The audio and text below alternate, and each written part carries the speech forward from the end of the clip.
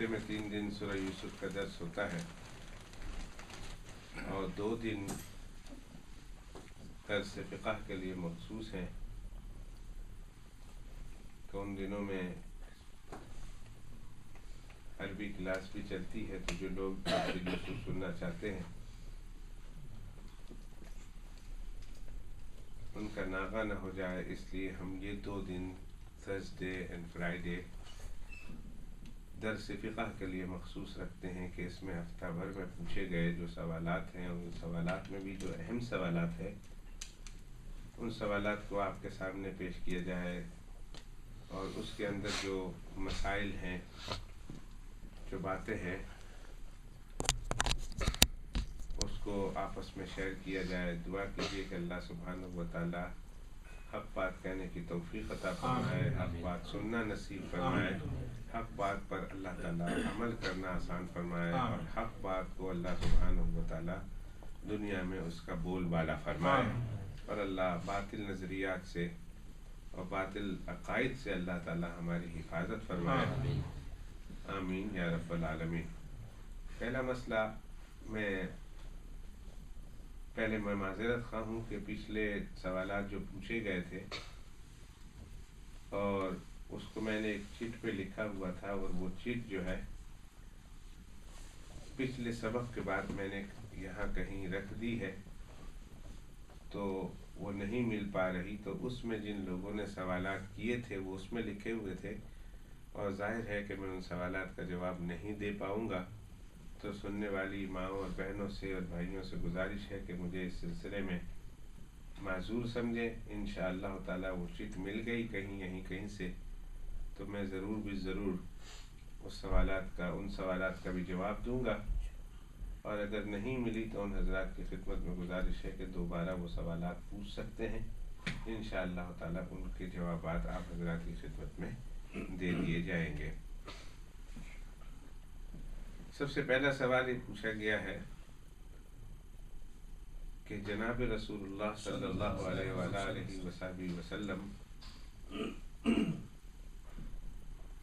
جب سر مبارک پہ کنگھی پھیرتے تھے تو آقا علیہ الصلوۃ والسلام درمیان سے مانگ نکالتے تھے، چیر نکالتے تھے، تو آیا مانگ نکالنا، چیر نکالنا سنت ہے؟ تو کیا اگر کوئی شخص اس طریقے سے بال اڑتا ہے کہ درمیان سے مانگ اور چیر نہیں نکالتا تو اس کا کیا مسئلہ ہے؟ جواب یہ ہے کہ جناب رسول اللہ صلی اللہ علیہ وآلہ وسلم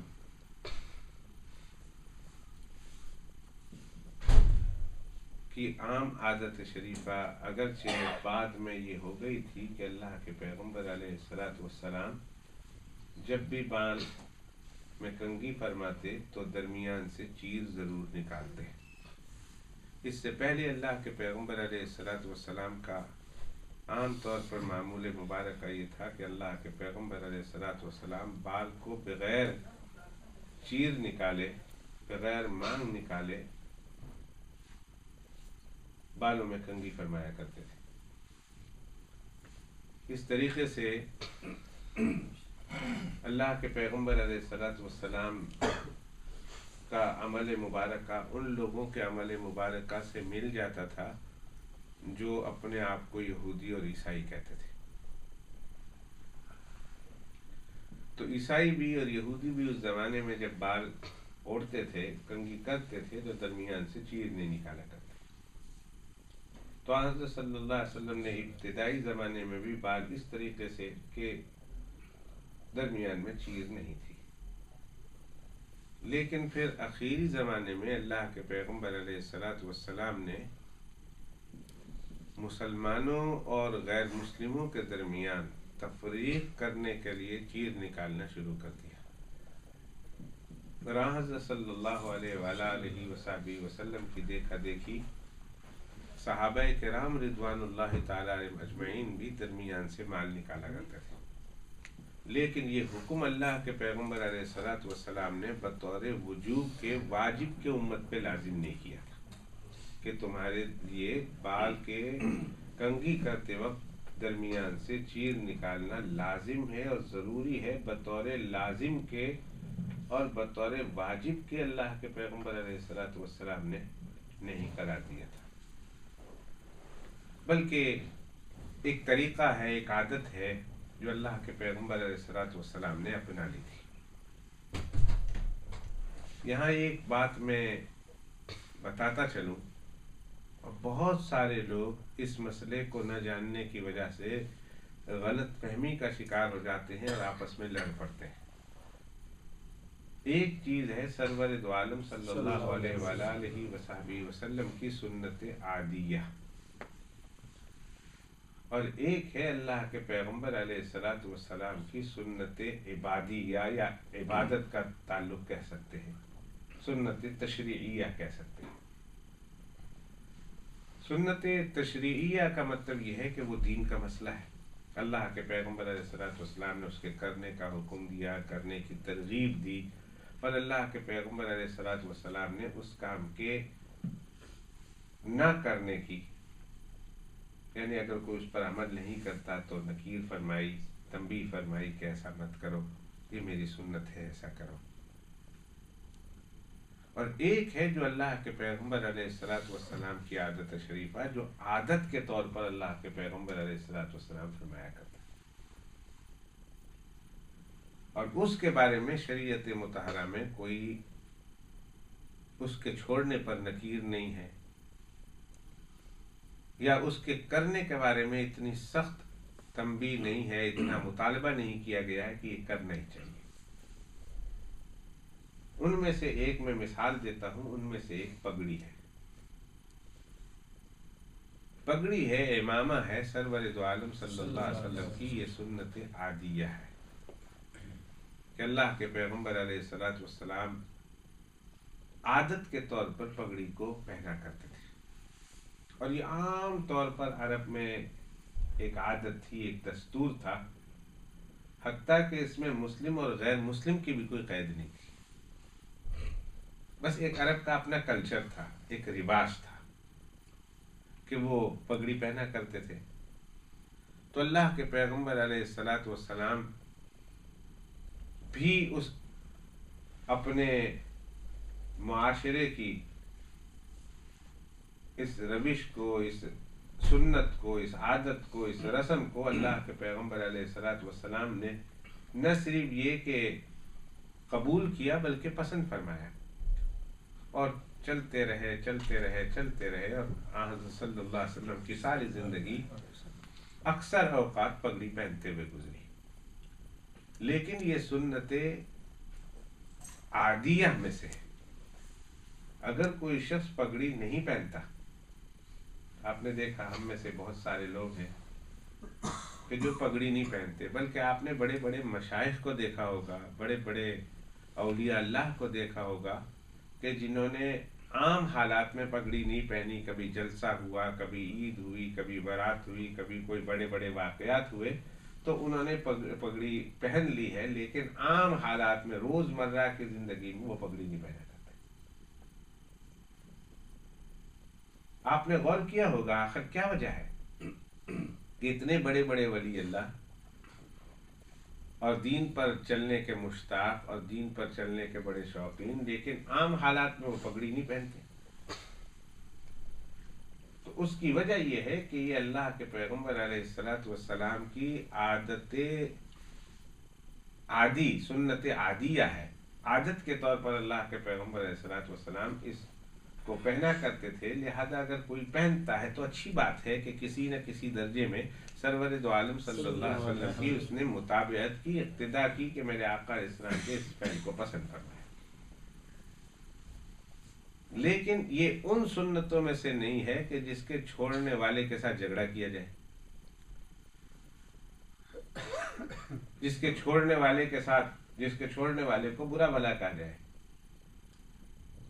جس کو سختی کے ساتھ کہا جائے، نہ پہننے والے پر انگلیاں اٹھے، اس لیے کہ یہ وہ سنتیں ہیں کہ جو اللہ کے پیغمبر علیہ الصلوۃ والسلام کی سنت تشریعیہ ہیں، ان کو چھوڑنے والے پر آپ نکیر کر سکتے ہیں، ان کے ساتھ سختی سے مطالبہ کر سکتے ہیں کہ بھائی تم سنت چھوڑتے ہو۔ دیکھیے میں ایک بات بتاؤں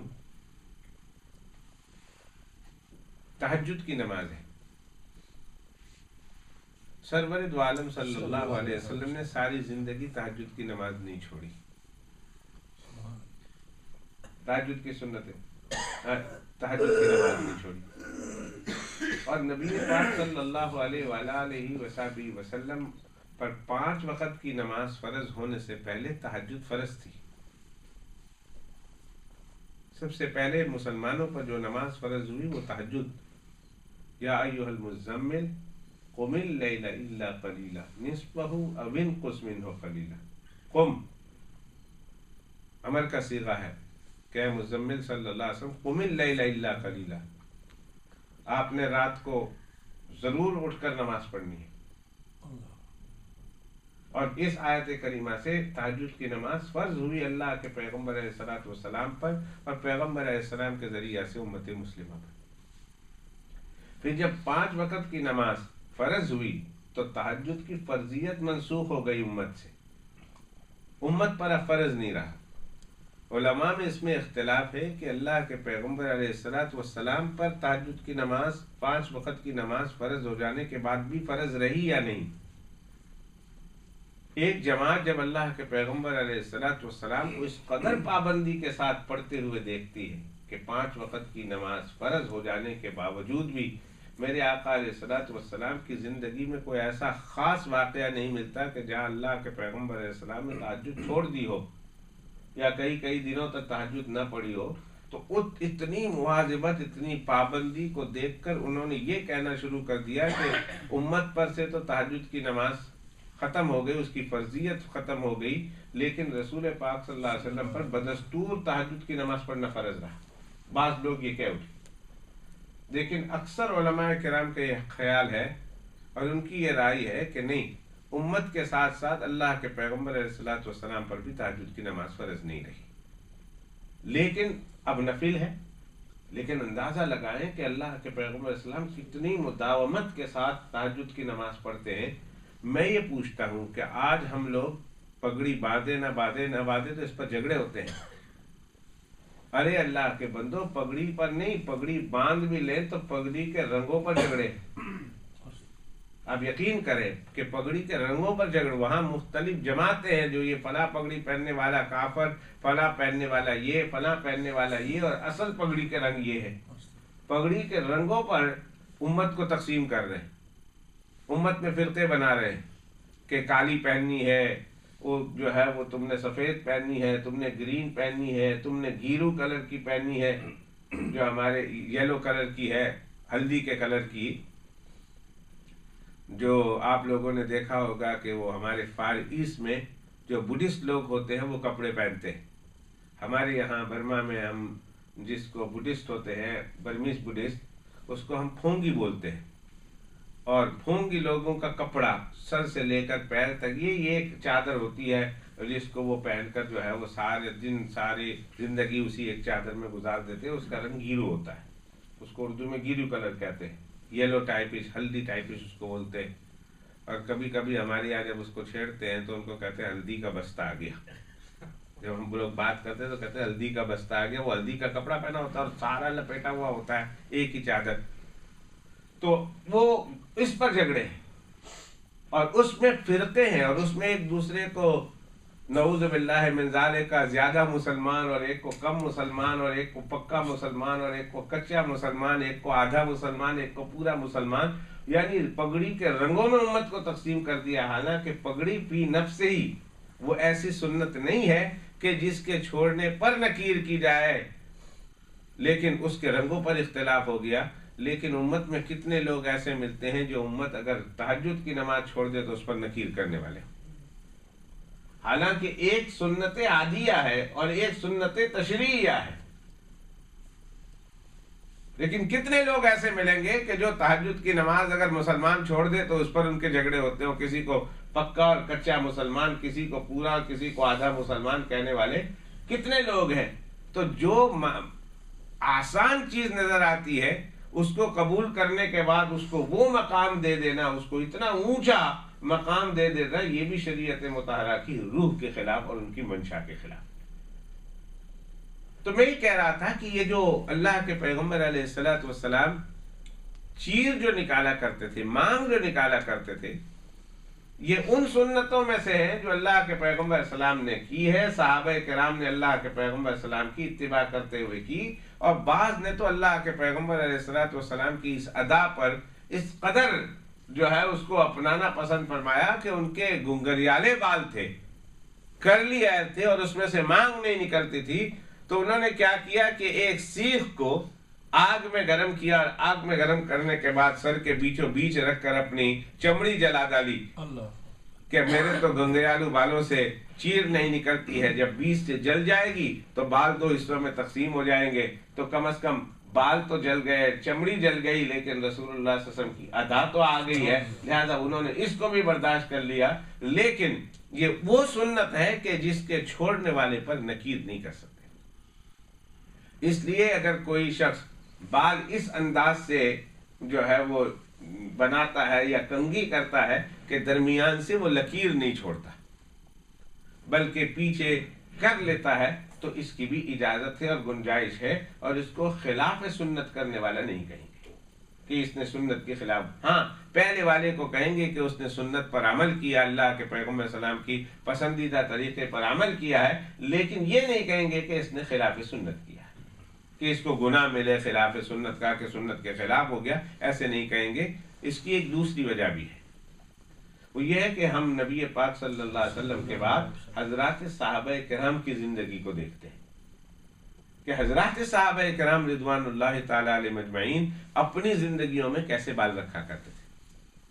تو بال کا تو ایک سنت طریقہ ہے کہ وہ بال ہر طرف سے برابر ہونے چاہیے، سائیڈوں سے شارٹ، کیا کہتے ہیں، کٹ شارٹ اینڈ بیک، پتہ نہیں ایسا کوئی جملہ بولتے ہیں نا کہ short back and cut, short back and side, جی ہاں، وہ ادھر سے سائڈ سے کچھ ہوتا ہے، پیچھے سے تھوڑے ہوتے ہیں، یا پھر وہ قضا بولتے ہیں جس کو، کہ پیچھے سے سارے آپ مونڈ دیں اور بیچ میں رکھیں۔ سرور دو عالم صلی اللہ علیہ وسلم نے اس کی سختی سے ممانعت کی، یہ ایسے بال رکھنا حرام ہے، ایسے بال نہیں رکھ سکتے کہ ایک طرف سے بال بڑے ہوں اور ایک طرف سے بالکل چھوٹے ہوں، یا پھر چاروں طرف سے مونڈ دیا جائے اور بیچ میں رکھا جائے۔ ایک عورت اللہ کے پیغمبر السلام کے پاس اپنے بچے کو اس طرح لے کر آئی، میرے آقا علیہ الصلوۃ والسلام نے اس بچے کے بال دیکھا تو سختی سے منع فرمایا، اور فرمایا نہا عن القزع، ایسے اسٹائل کو قزع بولتے ہیں، قاف زے اور عین، حدیث پاک میں قزع بولتے ہیں، تو فرمایا نہا عن القزع، رسول پاک صلی اللہ علیہ وسلم نے اس طرح کے بالوں کے کاٹنے سے منع کیا کہ چاروں طرف سے تو بال مونڈ دیے جائے اور بیچ سے بچا لیے جائے۔ دیکھا آج کل فیشن نکلی ہوئی، آپ نے دیکھا، بلکہ اس چھوٹے سے گاس کے اندر بھی کئی لکیریں ہیں، اس کے اندر بھی کوئی ایک موٹر وے ایسا جاتا ہے، کوئی ایسا جاتا ہے، اسپیگٹی جیسے جو ہے، ایسا لگتا ہے جیسے کئی اسپیگٹی پھیلی ہوئی ہو، ٹیبل پہ رکھی ہوئی ہو، کوئی بالوں کے اندر ایسی لکیر، کچھ ایسی لکیر، کچھ ایسی لکیر۔ ظاہر ہے کہ یہ بال شریعت مطہرہ میں کسی طرح بھی پسندیدہ نہیں، شریعت اسے اچھی نگاہ سے نہیں دیکھتی، گناہ ہے ایسے بال رکھنا۔ ہاں البتہ اگر چاروں طرف سے برابر بال رکھے، جسے ہم کہتے ہیں کہ ہر طرف سے بال، کوئی بال چھوٹا نہیں، بڑا نہیں، بلکہ ہر طرف سے بال برابر رکھے۔ ایک بات درمیان میں اور کہہ دوں کہ بعض آدمی ہیں کہ جن کے چاروں طرف بال ہی نہیں ہوتے، اب وہ دو طرف بال ہوتے ہیں، مثال کے طور پر نہیں ہے بال سارے، چاروں طرف بال نہیں ہے، بیچ میں بال نہیں ہے، لیکن سائڈوں میں بال ہے مثال کے طور پر، اب انہیں کیسے کہیں کہ تم چاروں طرف سے بال برابر رکھو؟ وہ کہیں گے وہ صاحب ادھر سے تو اگتے ہی نہیں، پھر ان کے بارے میں کیا ہو؟ تو ان کے بارے میں یہ ہے کہ جب وہ بال رکھے تو جتنے بھی بال رکھے وہ سارے بال برابر ہونے چاہیے، ان میں کوئی بال اسٹائل یا کوئی بال چھوٹا یا کوئی بال بڑا ایک طرف سے بڑا ایک طرف سے چھوٹا نہیں ہونا چاہیے، بلکہ وہ سارے بال برابر ہونے چاہیے۔ تو جب انسان بڑے بال رکھے تو درمیان میں سے جو ہے مانگ نہ نکالے، تو میں نے بتایا کہ جائز ہے، اس لیے کہ سرور دو عالم صلی اللہ علیہ وسلم کے صحابہ کرام رضوان اللہ تعالی علیہ مجمعین کی جب ہم زندگی کا مطالعہ کرتے ہیں تو اللہ کے پیغمبر علیہ الصلوۃ والسلام کے صحابہ کرام میں بھی ہر دو طرح کے طبقے تھے۔ ایک وہ طبقہ تھا جو بال کو درمیان سے مانگ نکالتا تھا، بال کی چیر نکالتا تھا اور بال اس طرح کنگھی فرماتے تھے، اور ایک وہ طبقہ تھا جو بال اوڑھنے کے وقت یہ تھا کہ سارے بالوں کو پیچھے کی طرف لے جاتے تھے، درمیان میں سے کوئی چیر نہیں ہوا کرتی تھی۔ تو اس سے مسئلہ معلوم ہوا ہے کہ اس مسئلے میں اتنی سختی کرنا کہ درمیان میں چیر نہیں ہے، تو آپ نے یہ کیسے بال رکھ لیے، یا درمیان میں سے چیر نکالنے والا نہ نکالنے والے کو، یا پھر نہ نکالنے والا نکالنے والے کو برا بھلا کہے اور اس کو ایک موضوع بنا کر، موضوع بحث بنا کر، موضوع نزاع بنا دے، یعنی جھگڑے کا سبب بنا دے، اس کی شریعت مطہرہ میں اجازت نہیں ہے۔ دونوں طرح کے عمل صحابہ کرام سے ثابت ہے، اور ظاہر ہے کہ صحابہ کرام نے دونوں طرح کے عمل رسول اللہ صلی اللہ علیہ وسلم کو کرتے ہوئے دیکھا ہوگا۔ ہاں، اکثر اوقات میں اللہ کے پیغمبر علیہ الصلوۃ والسلام جب بھی بال اڑا کرتے تھے، اور بالخصوص آخری ایام میں، تو میرے آقا علیہ الصلوۃ والسلام درمیان سے چیر نکالا کرتے تھے۔ اس لیے چیر نکالنا زیادہ فضیلت کی بات ہے، لیکن اگر کوئی نہیں نکالتا تو ہم اسے برا بھلا نہیں کہہ سکتے ہیں۔ واللہ سبحانہ و تعالی اعلم۔ یہ ہوا ایک مسئلہ جو آپ کی خدمت میں پیش کیا۔ اگر آپ نے پوچھنا ہے، میں ابھی یہی بتا رہا تھا۔ یہ تو وہ مسئلہ تھا جو مجھ سے پوچھا گیا ہے کہ آپ مانگ کہاں سے نکال لیں، لیکن جو لوگ سائڈ سے چیر نکالتے ہیں، شریعت مطہرہ میں اس کو پسند نہیں کیا گیا، اس لیے کہ یہ غیروں کا شعار ہے، یہ غیروں کا شعار ہے، اور غیروں کے شعار کی وجہ سے سائڈ سے چیر نکالنے کو شریعت مطہرہ نے پسند نہیں کیا۔ اس لیے بالکل سائڈ سے ایک طرف لے لینا اور اس طرف لے کر پھر جو ہے سائڈ سے چیر نکالنا، اس کو شریعت میں پسند نہیں کیا گیا۔ آدمی کو چاہیے کہ احتیاط کرے، یا تو بالکل چیر نہ نکالے، اور اگر چیر نکالنی ہو تو پھر درمیان سے چیر نکالے، سائڈوں سے نکالنا یہ غیر مسلموں کا شعار ہے، اور اس کی وجہ سے شریعت مطہرہ اس کی اجازت نہیں دیتی ہے۔ واللہ سبحانہ و تعالی اعلم۔ دوسرا مسئلہ یہ پوچھا گیا ہے کہ بعض نو مسلم بڑی عمر میں مسلمان ہوتے ہیں، تو ہمارے یہاں تو یہ ہے کہ جب ہم پیدا ہوتے ہیں، ہمارے یہاں بچے پیدا ہوتے ہیں، تو ہم 7ویں دن اس کی ہم جو ہے ختنہ کرا دیتے ہیں۔ بعض ایسے ہیں کہ نو مسلم بڑی عمر میں مسلمان ہوئے، تو آیا پھر ان کو کیا کرنا چاہیے، ان کے لیے مسئلہ کیا ہے؟ دیکھیے، ہمارے یہاں بعض ائمہ کے یہاں تو ختنہ کرنا واجب ہے، واجب ہے، لیکن ہمارے یہاں سنت ہے، لیکن وہ ایسی سنت نہیں، بلکہ ایسی سنت ہے کہ جو شعائر اسلام میں داخل ہے۔ سنت ہونے کے ساتھ ساتھ شعائر اسلام میں داخل ہے، یعنی اسلام کی ان علامتوں میں سے داخل ہے کہ جس کو دیکھ کر انسان کے مسلمان ہونے اور نہ ہونے کا فیصلہ کیا جاتا ہے، اس کو کہتے ہیں شعائر اسلام۔ چنانچہ قرآن مجید میں اللہ سبحانہ و تعالیٰ نے چند چیزوں کو شعائر اسلام میں شمار کیا، ان میں سے خانہ کعبہ کو بیان کیا کہ وَمَن يُعَظِّمْ شَعَائِرَ اللَّهِ فَإِنَّهَا مِن تَقْوَى الْقُلُوبِ، کہ خانہ کعبہ شعائر اللہ میں سے ہیں، شعائر اسلام میں سے ہے، اور جو شعائر اللہ کی تعظیم کرتا ہے تو پھر اس کا مطلب یہ ہے کہ اس کے دل میں اللہ کا خوف ہے۔ شاعر اللہ کی بے ادبی کرنے والا اللہ سبحانہ و تعالیٰ کے خوف سے اور تقوی سے اس کا دل خالی اور عاری ہے، لیکن جو شخص خانہ کعبہ کی تعظیم کرتا ہے اور توہین سے بچتا ہے تو کہا وَمَن يُعَظِّمْ شَعَائِرَ اللَّهِ فَإِنَّهَا مِن تَقْوَى الْقُلُوبِ، کہ اس کے دل میں یہ بات پتہ دیتی ہے کہ اس کے دل میں اللہ کا خوف ہے۔ اور قرآن مجید کے دوسرے پارے میں اللہ سبحانہ و تعالیٰ فرماتے ہیں کہ ان الصفا والمروۃ من شعائر اللہ، کہ حج اور عمرے کے موقع پر آپ جاتے ہیں تو کہا صفا مروہ کی سعی کرنا، تو صفا بھی اور مروہ بھی من شعائر اللہ، اللہ کے شعار میں سے۔ اسی طرح شریعت مطہرہ میں بہت چیزیں ایسی ہیں کہ جن کو شعائر اللہ کہا جاتا ہے، جس سے یوں سمجھیے کہ جس سے اسلام کی عظمتیں وابستہ ہے، جس سے اسلام کی نشانیاں وابستہ ہے۔ تو یہ سنتی بیٹھانا یا ختنہ کرنا بہرحال ان عمل میں سے ہے کہ جو شعائر اللہ میں سے ہے۔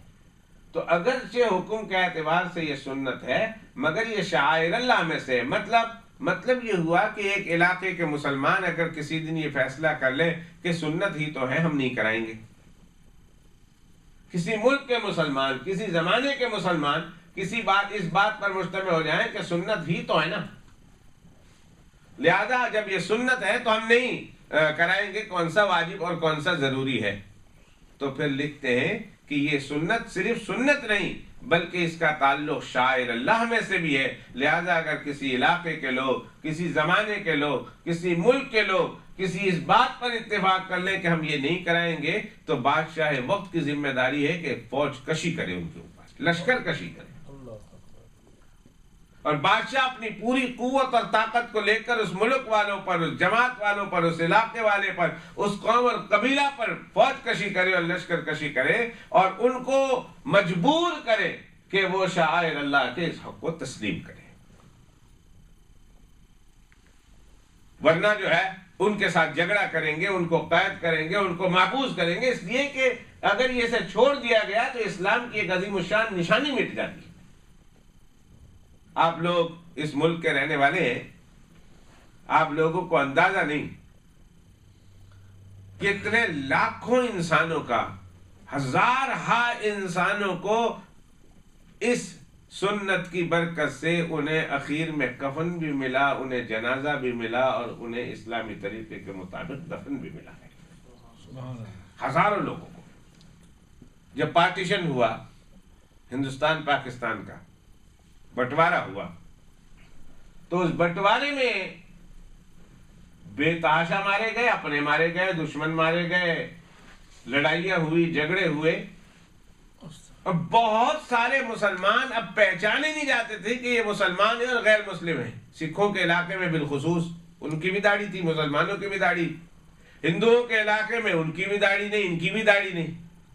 تو ایسے موقع پر بہت سارے مسلمانوں کو محض اور محض اس شعائر اللہ کی وجہ سے، اس شعائر اللہ کی وجہ سے مسلمانوں کو اسلامی طریقے کے مطابق غسل بھی ملتا ہے، ان کو کفن بھی ملتا ہے، ان کی نماز جنازہ بھی ادا کی جاتی ہے، اور ان کو دفن بھی کیا جاتا ہے۔ ورنہ ایسے لوگ بغیر نماز کے، بغیر کفن کے، بغیر غسل کے، بغیر جنازے کے ایسے لوگ جلا دیے جاتے ہیں۔ مسئلہ ہے شریعت مطہرہ کا کہ کسی ایک ایسے علاقے میں آپ ایک باڈی آئی ہے، ایک میت ملی آپ کو، اور اس کے ظاہر سے یہ وضع قطع سے، اس کی شکل و صورت سے پتہ نہیں چلتا انسان کو کہ مسلمان ہے کہ نہیں۔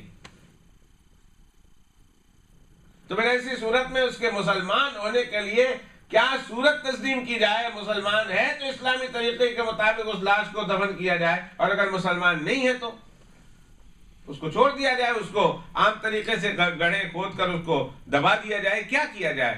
تو وہاں علماء کرام نے یہی مسئلہ بیان کیا ہے کہ ایسی صورت میں ایک ہی طریقہ ہے، اس طریقے کو معلوم کر کے انسان کو بتایا جا سکتا ہے کیا ہے، اسے مسلم تصور کیا جائے گا، اسے مسلم تصور نہیں کیا جائے گا۔ روایتوں میں آتا ہے، بات سننے والی ہے، سب سے پہلے اللہ سبحانہ و تعالی، یہ ان سنتوں میں سے ہے، ان طریقوں میں سے ہے کہ جو حضرت ابراہیم خلیل اللہ علیہ نبینا علیہ الصلوۃ والسلام کو سب سے پہلے اللہ نے بتایا۔ اور حضرت سیدنا بخاری شریف کی روایت ہے کہ اول من اختتن ابراہیم علیہ الصلوۃ والسلام، سب سے پہلے ختنہ کرنے والی شخصیت جو ہے وہ سیدنا ابراہیم خلیل اللہ علیہ الصلوۃ والسلام، سب سے پہلے اللہ کا حکم ان پہ آیا۔ 80 سال کی عمر تھی، بخاری شریف کی روایت ہے، 80 سال کی عمر تھی۔ یہودیوں کے یہاں ابراہیم علیہ السلام کے بعد ملت ابراہیمیہ میں، یہودی بھی کہتے ہیں ہم بھی ملت ابراہیمیہ پر چلتے ہیں، تو یہودیوں کے یہاں بھی ختنہ ہے اور عیسائیوں کے یہاں بھی ختنہ تھا۔ یہ سنت عیسائیوں کے یہاں بھی تھی، لیکن عجیب اتفاق ہے کہ جب عیسائیوں میں ایک سربراہ ایک تھا یہودی، اور وہ یہودی ایک سازش کی بنیاد پر ایک خواب گڑھ کر وہ عیسائی بن گیا، اور عیسائی بن جانے کے بعد اس نے عیسائیت کو نیا رنگ سے، نئے روپ سے عیسائیت کو بڑھانا شروع کیا، تو جہاں بہت ساری عیسائیت کی صحیح اور سچی باتیں تھی وہ سب کچھ عیسائیت سے نکال دی، یہودی دشمنی کی وجہ سے، عیسائی دشمنی کی وجہ سے۔ وہاں اس نے یہ طریقہ بھی، سب سے پہلا وہ آدمی ہے جس نے یہ طریقہ جاری کیا اور عیسائیوں کو بتایا کہ ختنہ کرنا تمہارے لیے ضروری نہیں۔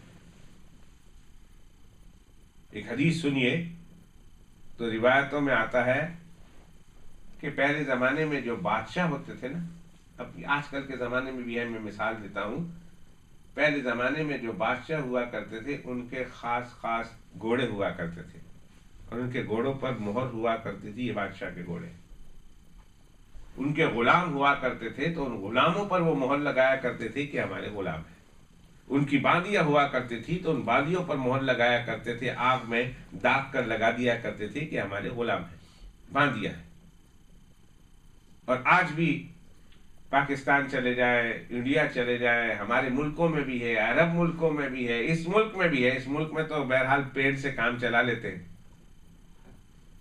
پیڑ سے کہ وہ پین لے آتے ہیں جو اس سے دھویا نہیں جاتا، وہ بھیڑوں کے اوپر رنگ کر دیتے ہیں، کوئی بلو ہے تو کوئی گرین ہے تو کوئی ریڈ ہے، اور وہ 4-5 جو ہے فارموں کی بھیڑیں ایک ساتھ چرتی ہیں. لیکن فوراً اگر کسی کو کوئی نقصان ہو جائے، کسی کو بیبی ہو جائے، تو فارمروں کو فوراً پتہ چل جاتا ہے کہ یہ کس کی بھیڑ نے بچہ دیا ہے، اس لیے کہ ان کے رنگوں سے، اور پھر فوراً اس بچے کے اوپر بھی رنگ ڈال دیتے ہیں. تو یہ گویا ایک خاص طرح کی نشانی ہوتی ہے کہ یہ خاص آدمی ہو کے، یہ خاص آدمی ہو کے، یہ خاص آدمی ہو کے، اور یہ خاص آدمی ہو کے. روایتوں میں آتا ہے، اور عرب میں تو ہم نے دیکھا، گھوڑوں پر دیکھا، اور ان کے بیچاروں کے، گایوں کے اور دوسرے جانوروں کے ران پر وہ جو ہے وہ آگ پہ گرم کرتے ہیں، اپنی ان کی خاص مہر ہوتی ہے، خاص نشانی ہوتی ہے، گرم کرتی ہے اور جانوروں کو داغ دے دیتے ہیں. بیچارہ چیختا ہے، چلاتا ہے جانور، لیکن وہ ان کی بھی مجبوری ہے اور ان کی بھی مجبوری ہے، کوئی اور طریقہ ان کے پاس نہیں ہوتا ہوگا. تو یہ ختنہ روایتوں میں آتا ہے، یہ اللہ کے بندوں کی خاص نشانی ہے، یہ اللہ والوں کی نشانی. یعنی اللہ نے اس زمانے میں جب دین نازل کیا تو پھر اللہ نے یہ حکم بھی نازل کیا، اور پھر یہ تفریق سمجھی جاتی تھی کہ ان بندوں میں اللہ والا کون ہے اور نفس والا کون ہے اور شیطان والا کون ہے، اللہ کو ماننے والا اور اللہ کو نہ ماننے والا کون ہے. تو جو اللہ کے ماننے والے تھے ان کی یہ نشانی بن گئی تھی، اور جو اللہ کے نہ ماننے والے تھے وہ اس طرح زندگی بسر کرتے، ان کے مذہبوں میں تھا ہی نہیں. آسمانی جتنے مذاہب آئے تھے ان مذاہب والوں نے اس حضرت ابراہیم علیہ السلام کے بعد ان تمام مذاہب میں اس کی بنیاد تھی اور اس کا وجود تھا. لہذا ہم جو کہتے ہیں احناف کہ سنت ہے، تو اس سنت سے مراد وہ سنت نہیں کہ اگر چھوڑ دیا جائے تو قابل برداشت ہو، لیکن یہ وہ سنت ہے کہ جسے شعائر اللہ میں سمجھا جاتا ہے. اگر کوئی قوم متفق ہو جائے اس کے چھوڑنے پر تو اس کے چھوڑنے کو اچھا نہیں سمجھا جائے گا. بادشاہ کے لیے حکم ہوگا، خلیفہ وقت کے لیے حکم ہوگا کہ اس پر فوج کشی کرے. لیکن ایک نو مسلم ہو گیا، اب نو مسلم ہو جانے کے بعد اس نو مسلم کو کیا کرنا چاہیے، اس کے لیے کیا حکم ہے؟ تو اس کا جواب یہ سمجھیے کہ اس کا جواب یہ ہے کہ اگر وہ تحمل کر سکتا ہے، برداشت کر سکتا ہے اس تکلیف کو، جو تکلیف اس کے ساتھ ہوتی ہے، اگر اس کے اندر کوئی اتنا بوڑھا نہیں ہے اور اتنا کمزور نہیں ہے کہ اس تکلیف کو برداشت نہ کر سکے، پھر اس کو تو کرانا بہرحال ہوگا. اور اگر وہ بہت زیادہ بوڑھا ہے اور بہت کمزور ہے یا نحیف ہے اور اس تکلیف کو برداشت نہیں کرتا، تو شریعت مطہرہ کہتی ہے کہ یہ وہ واجب تو نہیں کہ اس کے بغیر تمہارے اسلام ہی قبول نہیں. لہذا اس مجبوری اور اس عذر کی وجہ سے شریعت مطہرہ اس کو چھوٹ دیتی ہے. لیکن اگر عذر نہ ہو اور تکلیف نہ ہو اور تحمل اور برداشت کرنے کی اس کے پاس ہمت ہو، تو پھر شریعت مطہرہ مطالبہ کرتی ہے کہ ایسے شخص کا ختنہ ضرور کرایا جائے. یہ بڑا اہم مسئلہ تھا جو پوچھا گیا تھا، اور اس سلسلے میں مجھے انسسٹ کیا گیا تھا کہ آپ نے ضرور بتانا ہے اسپیکر پر کہ آپ ایسے صورت میں کیا ہونا چاہیے. میں نے آپ کے سامنے مسئلہ بیان کیا. تیسری بات پوچھ لیں، ان کا کیسے پتا چل جائے؟ میرے ذہن میں فوراً یہ بات آئی تھی، میں نے کہا ارشد صاحب ضرور پوچھیں گے. تیسرا مسئلہ ناخن کاٹنے کا مسئلہ، کہ ناخن جو ہے وہ کس طرح کاٹا جائے. اس کے کاٹنے کا کوئی خاص طریقہ ہے؟ تبلیغی جماعت میں ہم گئے تھے تو ہمیں بتایا گیا کہ ناخن کاٹنے کا کوئی خاص طریقہ ہے، لیکن وہ طریقہ ہم کو یاد نہیں رہا. برائے کرم ہمیں یہ بتا دیا جائے کہ وہ طریقہ، سنت طریقہ کیا ہے. اور آج تک جن لوگوں کو معلوم نہیں ان کو بھی پتہ چل جائے. تو جواب یہ ہے کہ جناب رسول اللہ صلی اللہ علیہ وسلم سے اتنی بات کی تو صریح حدیثوں میں وضاحت ہے کہ ناخن اگر بڑھ جائے تو اللہ کے پیغمبر اسلام فرمایا اسے تراش دیا کرو. ناخن بڑے بڑے رہنے مت دو. مردوں کے لیے بھی یہی حکم ہے اور عورتوں کے لیے بھی یہی حکم ہے. नाखूनों के काटने का हुक्म दो वजह से ज़हन में रहे। नाखूनों के काटने का हुक्म शरीयत मुताहरा दो वजह से देती है। पहली वजह है तहारत और दूसरी वजह है नज़ाफत। मैं उस दिन बयान कर चुका हूं कि गोरों में नज़ाफत ज़रूर होगी, गैर मुस्लिमों में नज़ाफत का कॉन्सेप्ट होगा उनके यहाँ, लेकिन गैर मुस्लिमों के यहाँ तहारत का कॉन्सेप्ट नहीं।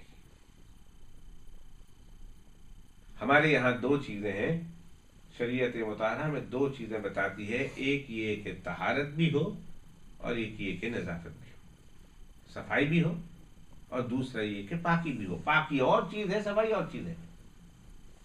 आप इन लोगों को देखेंगे परफ्यूम खूब लगाएंगे, क्रीम लगाएंगे, बाल अच्छी तरह क्रीम जेल लगाएंगे, नए नए कपड़े पहन लेंगे, खुशबूदार मुअत्तर होंगे, ये नज़ाफत है। तो खड़े खड़े मूत के उसी कपड़े में जो है पेशाब के छींटे भी पड़े हुए हैं, कोई परवाह नहीं, आगे। अब ये तहारत कहाँ गई? नज़ाफत जरूर है, तहारत नहीं।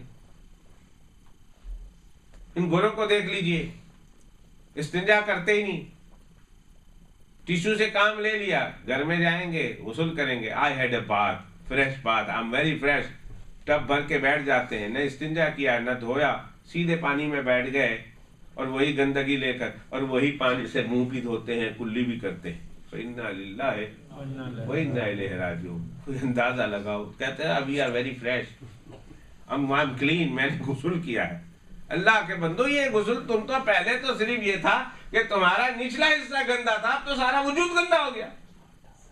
न इस्तिंजा किया न कोई बात नहीं, और सीधा टब भरा और सीधे बैठ गए और आराम से बात ले रहे हैं, साबुन भी अंदर ही कर रहे हैं और उसी को कुल्ली भी कर रहे हैं, उसी को सर में भी डाल रहे हैं, उसी से नाक भी और कान भी साफ कर रहे हैं। ये तो पहले से ज्यादा गंदे हो गए और खुश हैं कि हमने सफाई हासिल कर लिया। कहते हैं we are very clean nation, हम बहुत clean people and clean nation है। ये नजाफत हुई, तहारत न हुई। हमारी शरीयत मुताहरा पर कुर्बान होने को जी चाहता है कि शरीयत मुताहरा ने मुसलमानों को तहारत भी अता फरमाई और नजाफत भी अता फरमाई।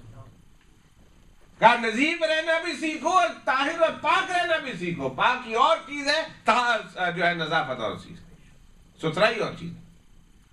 हमें जो नाखून काटने का हुक्म दिया गया शरीयत मुताहरा में दो वजह से। एक तो इस वजह से कि बंदा नजीफ लगे, सुथराई है। अगर बड़े बड़े नाखून हुए तो इसके अंदर गंध होगा, इसके ऊपर गंध होगा, इसके नीचे गंध होगा, इसके नीचे मैल जमेगी, कुचैल होगा और पता नहीं क्या, और देखने में भी इंसान अच्छा नहीं लगता है, अच्छा बड़ा जानवर लगता है। कि नाखून बड़े बड़े तो अल्लाह ने चीर फाड़ खाने वाले जानवरों को अता किए हैं, लिहाजा वो तुम अच्छे भले इंसान खुदा ने तुमको बनाया और तुम जानवर बन रहे हो, तो लिहाजा बड़े नाखून ना रखो। तो शरीयत मुताहरा ने एक तो ये कि नाखून काटने का हुक्म दिया नजाफत की वजह से कि अच्छे साफ सुथरे लगो, कि मैल कुचैल ना हो, तुम्हारे हाथों के अंदर गंदगी ना आए, गलाजत ना आए, कोई गंदगी ना आए, बुरे न लगो। एक तो इसलिए, और दूसरा तहारत कि खुदा न खास्ता नाखून के नीचे कोई ऐसी चीज लग गई कि जो अब हाथ तक पानी पहुंचने से माने है, आपने तो नाखून लंबे रख दिए, अब पेंट लग गया, अब ऐसी कोई चीज लग गई या मैल जम गया या कोई ऐसी चीज तेल की वजह से मिट्टी के साथ अब ऐसी चीज लग गई कि अब तुम वजू करने जाओ तो वजू की वजह से, चिकनाहट की वजह से जो है तुम्हारी उंगलियों तक पानी न पहुंचे, तो अब तहारत भी हासिल न हुई। तो शरीयत मुताहरा कहती है काम वो क्यों करते हो जिससे नजाफत में और तहारत दोनों में फर्क आए। लिहाजा बेहतर यह है कि तुम अपने नाखूनों को तराश लो ताकि तुम नजीब भी लगो और ताकि तुम ताहिर भी लगो, पाक साफ सुथरे भी रहो, अच्छे भी लगो। जो लोग नाखून बड़े रखते हैं, बिलखुसूस औरतों के हवाले से कहता हूं, चाहे वो एक रखे, चाहे वो दो रखे, चाहे वो तीन रखे। एक खातून को मैंने देखा, ये जो है चीची उंगली, छोटी उंगली जिसे आप पंजाबी में चीची उंगली कहते हैं, बड़े लंबे नाखून रखे हुए थे। तो मैंने निगाह उस पे पड़ी तो मैंने कहा ये नाखून बहुत लंबे हो गए, ये चार काटने के बाद नेल कटर टूट गया या घूम गया? कहने लगे नहीं मौलवी साहब, एक को ही तो है ना, यानी गोया एक रख सकते, चार नहीं रख सकते। मैंने कहा ये कहां से तुमने सीख लिया है کہ ایک تو ہے تو ایک رکھنے کی اجازت ہے اور چار رکھنے کی اجازت نہیں، اس لیے کہ ایک کا بھی وہی حکم ہے جو چار کا حکم ہے کہ نظافت اور طہارت دونوں کے خلاف ہے، لہذا ایک بھی نظافت اور طہارت کے خلاف اور پانچ ہو تو پانچ بھی نظافت اور طہارت کے خلاف۔ اور شریعت مطہرہ نے کیا حکم دیا؟ کہا 40 دن میکسیمم اجازت ہے، میکسیمم 40 دن کی اجازت ہے۔ اگر 40 دن کے اندر کے بعد بھی، اس کے دن گزر جانے کے بعد بھی اگر تم نے اپنے ناخنوں کو نہیں تراشا تو اللہ سبحانہ و تعالیٰ کے یہاں سے وجوب کے ترک کے تم گنہگار ہوگے، اور تمہیں اللہ سبحانہ و تعالیٰ کے یہاں سے کسی کام کے حرام کرنے والے کو جو گناہ ملتا ہے وہ گناہ تمہارے نامہ اعمال میں بھی لکھا جائے گا۔ واجب تم نے چھوڑ دیا اور حرام کے مرتکب ہو گئے۔ لیکن افضل یہ 40 تو زیادہ دن کے ہیں، اکثر بس میکسیمم ڈے کی جو بات بیان کی گئی وہ 40 ہے، ورنہ اصل میں تو ضرورت پر موقوف ہے۔ ہفتہ اور 15 دن میں علماء کرام لکھتے ہیں اپنی کتابوں میں کہ 15 دن یا ایک ہفتے میں ایک دفعہ ناخن کو تراش لینا چاہیے، اور اس کے لیے بھی دن جو ہے بہترین وہ جمعہ کا دن ہے کہ جب انسان جمعہ کے دن صفائی ستھرائی حاصل کرتا ہے تو جہاں بہت غیر ضروری چیزوں سے اجتناب کرتا ہے اور غیر ضروری چیزوں کو صاف کرتا ہے، تو وہاں ان جملہ ان میں سے ایک یہ بھی ہے کہ اپنے ناخن کو بھی تراش لے، ہفتے میں ایک دفعہ، نہیں تو 15 دن میں ایک دفعہ، نہیں تو مہینے میں ایک دفعہ، ورنہ میکسیمم جو شریعت مطہرہ آپ کو رخصت دیتی ہے وہ کتنے دن کی دیتی ہے؟ 40 دن۔ اور 40 دن کے بعد جناب رسول اللہ صلی اللہ علیہ وسلم نے پھر اجازت نہیں دی۔ اگر کوئی انسان 40 دن کے بعد بھی چھوڑے رکھتا ہے تو پھر وہ صرف یہی نہیں کہ اللہ کے پیغمبر علیہ الصلوۃ والسلام کے فرمان کا چھوڑنے والا تارک سمجھا جائے گا، بلکہ اسے وجوب کے چھوڑنے کا گناہ ہو کر اسے حرام کے ارتکاب کا گناہ ملے گا اسے۔ اچھا، پھر اب یہ کہ ناخن کس طرح تراشنا چاہیے؟ حدیث پاک میں صرف اتنا ہے کہ ناخن تراشنا۔ اب جس طرح بھی ناخن آپ تراش لیں گے، جس طرح بھی، اور آپ کے انگلیوں کے ناخن سارے تراش لیے گئے، کاٹ دیے گئے، جس طرح بھی، جس انگلی سے شروع کر کے جس انگلی پر بھی ختم کر دیا جائے، شریعت مطہرہ کا مقصد تو حاصل ہو گیا، اس لیے آپ کو ثواب اس ناخنوں کے کاٹنے کا مل جائے گا۔ اس لیے کہ مقصد تو ناخنوں کا اڑانا ہے، تراشنا ہے، اور وہ اتر گئے، چاہے جس ادھر سے شروع کیا ہو، ادھر سے شروع کیا ہو، چھوٹی انگلی سے شروع کیا ہو، انگوٹھے سے شروع کیا ہو، درمیان سے شروع کیا ہو، جہاں سے شروع کیا ہو، مقصد یہ ہے کہ اس عمل کے بعد اب آپ کے پاس ناخن نہیں رہے، اور شریعت کا مطلب یہ ہے کہ آپ کے ناخن تراش لیے جائیں، اور آپ نے تراش دی، لہذا آپ کو کوئی مسئلہ نہیں۔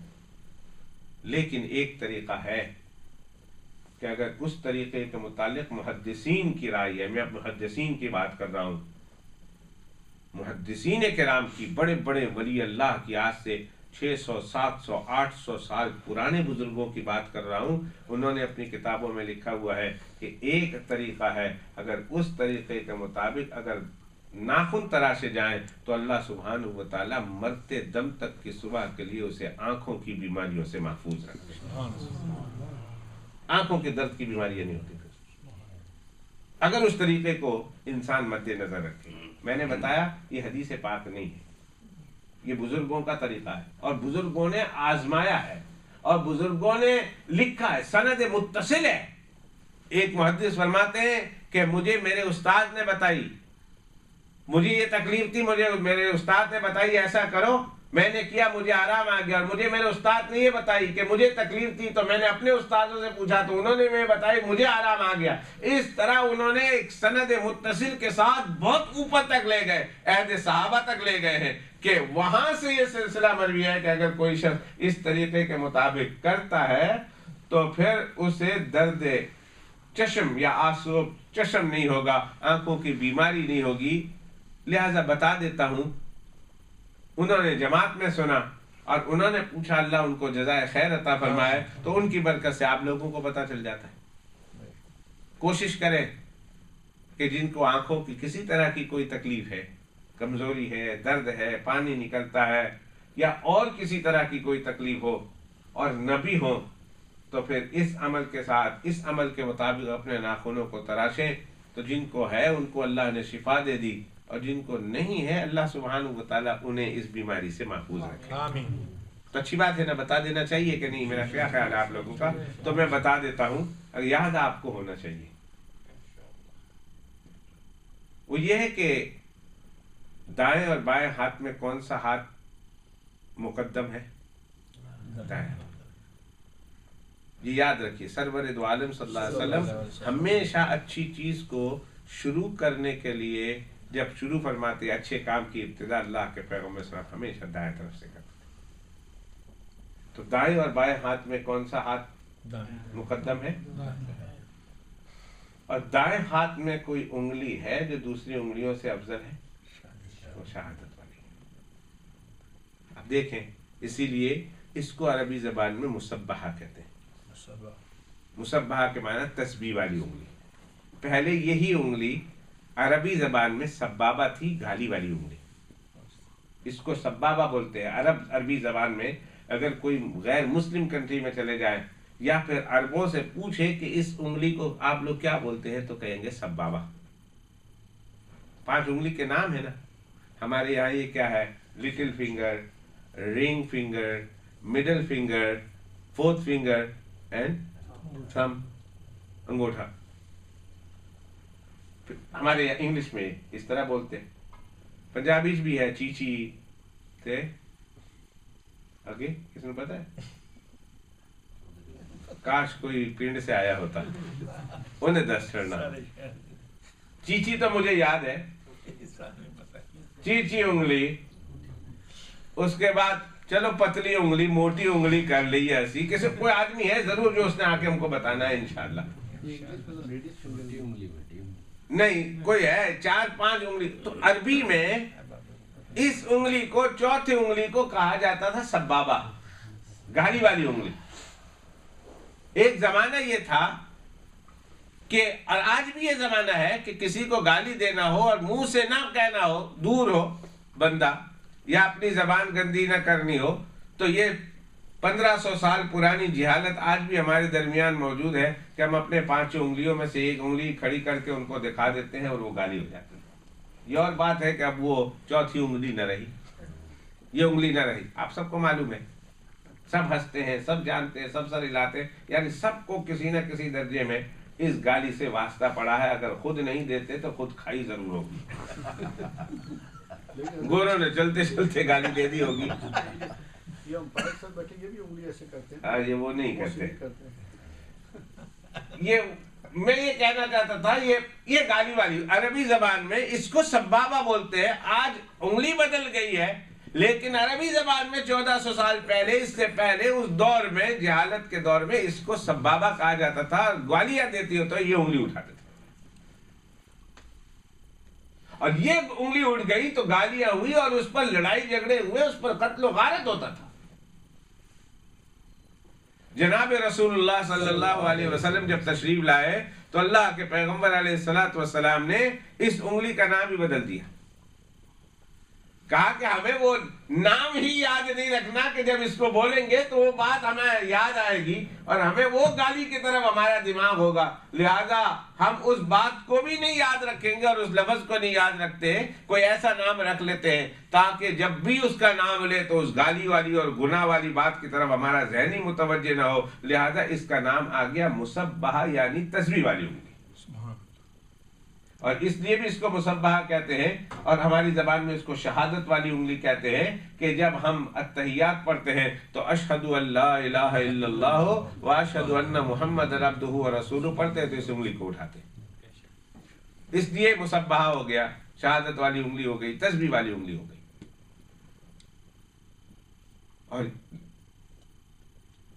سیدھے ہاتھ میں ہے، بائیں ہاتھ میں نہیں۔ اسی لیے جب ہم تشہد میں بیٹھے تو ایک ہی انگلی اٹھانی ہے، دونوں انگلی اٹھانا نہیں ہے۔ اللہ کے پیغمبر علیہ السلام نے دیکھا، ایک صحابی رضی اللہ تعالیٰ عنہ کو نئے نئے مسلمان ہوئے تھے، اور جب تشہد میں بیٹھے تو انہوں نے اس ہاتھ کی بھی مصبحہ اٹھا لی، اس ہاتھ کی بھی مصبحہ اٹھا لی۔ جب اشہد ان لا الہ پڑھنا شروع کیا تو دونوں انگلیاں اس اشارہ کرنا شروع کر دیا۔ اللہ کے پیغمبر صلی اللہ علیہ وسلم نے فرمایا احد احد، ایک ہی انگلی اٹھانی ہے، 2 ہاتھ کی انگلی نہیں اٹھانی، ایک ہی ہاتھ کی انگلی، ایک ہی کافی۔ تو ان ہاتھوں میں 2 हाथों में दाएं हाथ मुकद्दम है, और दाएं हाथ में भी जो उंगली मुकद्दम है, अफजल है, फजीलत वाली है, वो कौन सी है? शहादत वाली है। लिहाजा ये जहन में मैंने बताने के लिए, बैठाने के लिए कि हमने शुरू कहाँ से करना है, तो शुरू हमने शहादत वाली उंगली से करना है। तो सबसे पहले नाखून इस शहादत वाली उंगली से काटा जाए, उसके बाद एक छोड़ दे, एक छोड़ दे तो ये बिनसर आ गई, रिंग फिंगर आ गई। इसके बाद दरमियान से एक छोड़कर ये आ गई, फिर एक छोड़ दे तो अंगूठा आ गया, ये तो पहले ही कट चुकी है, एक छोड़ दिया, फिर सबाबा आ गया, फिर ये छोड़ दिया, फिर खिंसर आ गई। 5 उंगलियां, उनके नाखून तराश लिए गए, लेकिन तरतीब क्या थी? पहले शहादत वाली, एक छोड़कर ये, फिर ये छोड़ने के बाद आगे तो कोई है नहीं, तो लिहाजा इब्हाम, ये भी फारिग हो गए। अब ये रह गया, इसको भी और इसको भी, और आखिर में छोटी उंगली, चीची उंगली, सबसे आखिर में। तो शुरू कहाँ से हुई थी और खत्म कहाँ से हुई? चीची उंगली पर। और इसी तरह बाएं हाथ में भी करना है कि शुरू बहरहाल इस उंगली से करना है, और उसके बाद एक छोड़ दे, छोड़ने के बाद फिर अंगूठा, फिर दरमियान में, और ख़त्म जो है ये खिंसर पर करेंगे, चीची उंगली पर करेंगे। ये है अला वजहिल मुखालफा, इसको कहते हैं एक छोड़कर एक। कहा अगर इस तरीके पर आप काटोगे अपने नाखून को तो तजर्बा शाहिद है, और बहुत बड़े मुहद्दिसीन का, और एक नहीं कई मुहद्दिसीन इज़ाम रहमहुमुल्लाह ताला मजमईन का तजर्बा इसके पीछे मौजूद है कि इस तरीके पर नाखून काटने वाले को अल्लाह दर्द चश्म से और आशूब चश्म से, इसके अंदर आंखों के अंदर बीमारी पैदा हो जाने से, पीप पक जाने से, खून उतरने से, और इस तरह की चीज़ों से अल्लाह सुब्हानहू व तआला उनकी हिफाजत फरमाए। लेकिन मैंने बताया कि ये तरीका अफजल तरीका है, फिर वो अफजल वाली बात है। लेकिन जायज़ तरीका ये है कि आप इधर से शुरू करके इधर ख़त्म कर दें। मकसद तो असल नाखून की उंगलियों का उतारना है, लिहाजा अगर किसी शख्स ने सारी उंगलियां के नाखून उतार लिए और तराशवा लिए, लिहाजा वो काफ़ी हो जाएगा, सुन्नत का सवाब होगा। लेकिन सुन्नत में भी तो हमें चाहते हैं, देखें हम खाना खाते हैं, हम खाना तो खाते हैं, लेकिन खाने में हमको ज़रा बढ़िया खाना चाहिए और ज़रा तरतीब के साथ खाना चाहिए। अब आप जब चाहते हैं, अगर आप कोई चीज़ खाना मंगवाते हैं और एक ही प्लेट में लाकर दे देता है आपको बेतरतीब ऐसा, तो आप नाराज़ हो जाते हैं कि भाई हम रेस्टोरेंट में खाने के लिए आए हैं, ये तुमने क्या खाया? उसने कहना है साहब सारी चीज़ें तो पेट में जाकर एक ही हो जाती हैं। कहते हैं वो पेट में एक होती है, लेकिन प्लेट में सब अलग अलग होनी चाहिए।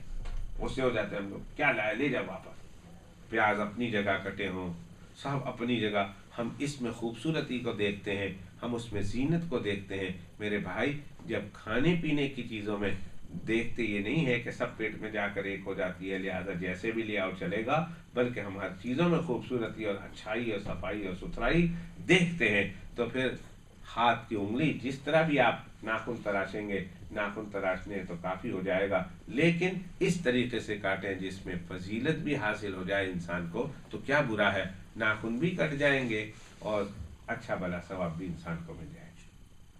2 सवाल और है तारीख के हवाले से। एक सवाल ये कि हज़रत सुलेमान अलैहिस्सलाम ने जिस मलका से शादी की थी, जिस मलका से, बिल्कीस, आया सुना है कि उनकी वालिदा जिन्नात थी। ये सही है? भाई मैंने कहा जिसने कहा है ये मसले उनसे पूछ लो। जिसने कहा है कि हज़रत बिल्कीस की वालिदा जिन्नात थी, जिन्निया थी, उनसे जाके पूछ लो, तहकीक कर लो, हमें कोई और अच्छे मसले पूछ लो। कहने लगे मोए साहब मसला आखिर मसला हुंदा है, भावें चंगा होवे भावें माड़ा। उसने कहा मसला मसला हुंदा है शरीयत का। मैंने कहा ये तारीख का मसला है, इससे कोई ख़ास ज़्यादा फर्क नहीं पड़ता, लिहाजा कोई इससे बेहतर है कोई मसला पूछे ताकि सबको फ़ायदा हो। उन्होंने कहा बहरहाल इसकी पूछ लिया, अगली बारी नहीं पूछने लगा हो जी मसला 10 दो।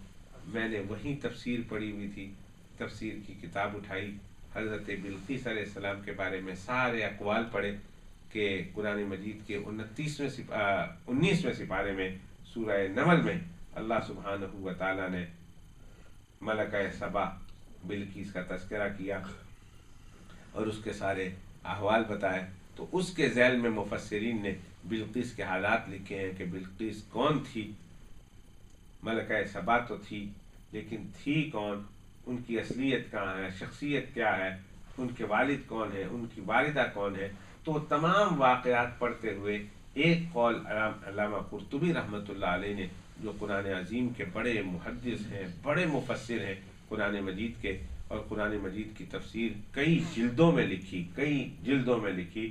تو علامہ قرطبی رحمۃ اللہ علیہ فرماتے ہیں کہ ایک روایت میں یہ بات بھی ملتی ہے کہ حضرت بلقیس کی والدہ جنیہ تھی اور ان کے والد انسان تھے، اور وہ ان پر فریفتہ ہو گئی تھی، دل دے بیٹھی تھی. تو حضرت بلقیس کے والد نے ان کے ساتھ شادی کر لی تھی. یہ بات آپ کے ذہن میں رہے. میں آپ کو تھوڑا بتاتا چلوں. آج کل میرے اور آپ کے لیے جنات کا دیکھنا بڑا عجیب سا ہو گیا ہے اور بڑا عجیب سا محسوس ہوتا ہے. جب ہم جنوں کے دیکھنے کی اور سننے کی باتیں کرتے ہیں تو ہم کو بڑا عجیب سا لگتا ہے. ورنہ پہلے زمانے میں، بالخصوص حضرت سلیمان علیہ السلام کے زمانے میں اور اس زمانے تک، جنات انسانوں کے درمیان، انسانوں کے ساتھ اس طرح رہا کرتے تھے جس طرح ہم ملکوں میں ڈنگروں کے ساتھ، جانوروں کے ساتھ رہتے ہیں. ان کی اپنی الگ شناخت ہے. ہم لوگ رہتے ہیں کہ نہیں، اس ملک میں بھی رہتے ہیں، کتے کے ساتھ رہتے ہیں، ان کی اپنی شناخت ہے. گھوڑے کے ساتھ رہتے ہیں، جانوروں کے ساتھ. مارکیٹ میں چلے جائیں، فارم میں چلے جائیں تو گائے بھی ہے، بھیڑ بھی ہے، مرغیاں بھی ہے، چکن بھی ہے، کھوتے بھی ہے، سب چیزیں ہیں. اپنی اپنی چیزیں اپنی اپنی شناخت کے ساتھ رہتی ہے. کبھی ہم نے ان کو دیکھ کر تعجب نہیں کیا، کبھی وہ ہم کو دیکھ کر ڈرے نہیں. یہ ایک عام دستور ہے، ایک ایسا جو ہے مسئلہ تھا کہ جس میں ہم اور آپ کوئی تعجب محسوس نہیں کرتے.